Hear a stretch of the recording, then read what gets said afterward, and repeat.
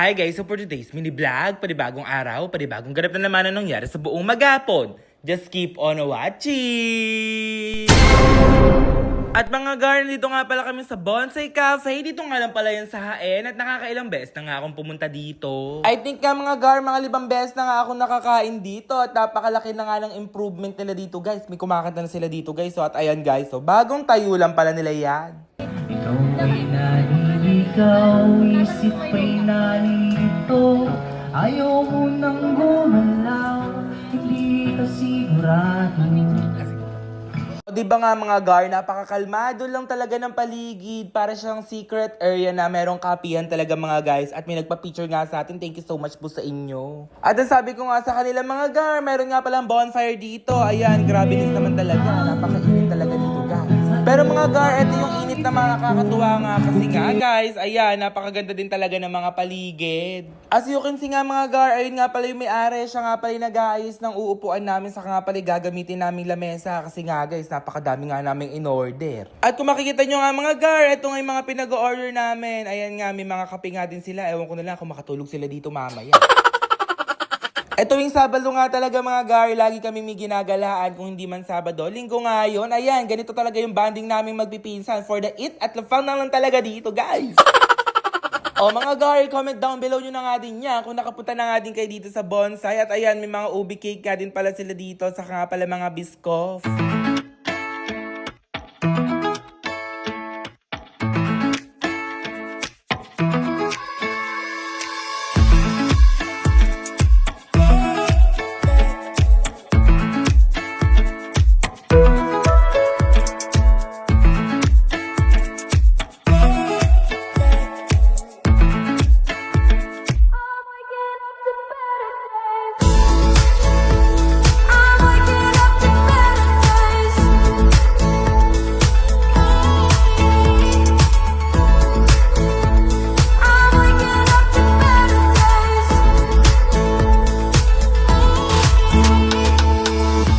At mga gar, as you can see, napaka-aesthetic nga din pala talaga ng mga food na sinaserve nila dito at napaka-quality nga din pala guys. Kumbaga parang hidden cafe nga atake nila dito guys kasi nga guys medyo looban nga to kaya hanapin nyo na lang dito nasa comment section yung location nila. Kaya nga mga gar, nakakatuwa nga at pabalik-balik na nga din akong pumupunta dito kasi nga guys, sobrang sarap at sobrang solid nga din talaga ng mga sinaserve nila. Kasi nga guys, mabait nga din pala yung may-ari nito guys. Kaya ayun nga, ito nga lang talaga yung banding namin dito. Guys, ang sarap na ito. Yung Lala Milk Chocolate at in-order ko.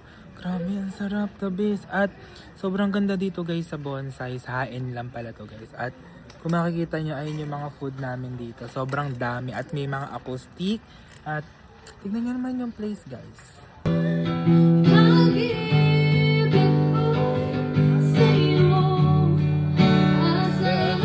Nagmamakina muna ako.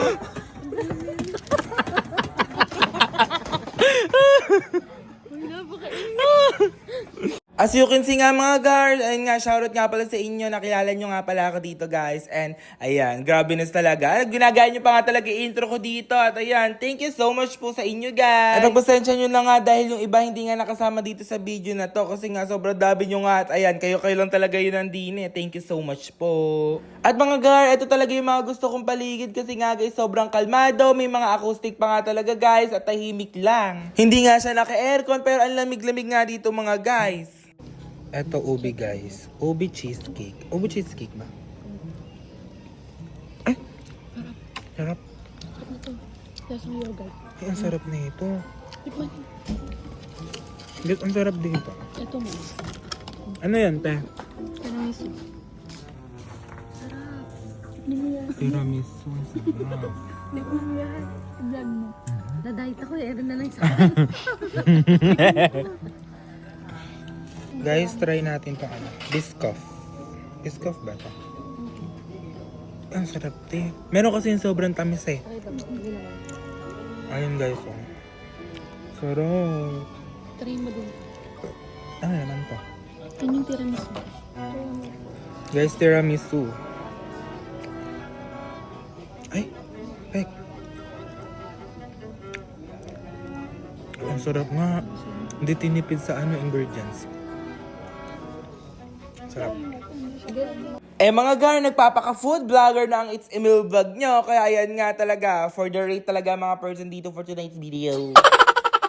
As you can see nga mga gar, may mga pa-carbonara nga pala sila dito. Hindi nga namin gano'n nakain dahil busog na nga ang mga person. At ayan, kailangan na nga natin talagang umuwi dahil alas 12 na to ng gabi. Grabe na talaga, minamadaling araw na nga kami dito sa daan. Basta inaabot na nga kami dito ng umaga kakagala. Pero once a week lang naman to guys, tuwing Sabado lang naman or tuwing Linggo guys. At syempre nga mga gar, ayan, for the balutin mo ako, for the Sharon Cuneta nga lang pala yan mga guys. Syempre guys, kailangan nga natin iuwi. Nakakatawa nga mga guys kasi nga guys, ayan, nakapag-uwi nga talaga ang mga person dito for tonight's video. Ayan, sana nga nag-enjoy kayo. Yun lang guys, thank you for watching!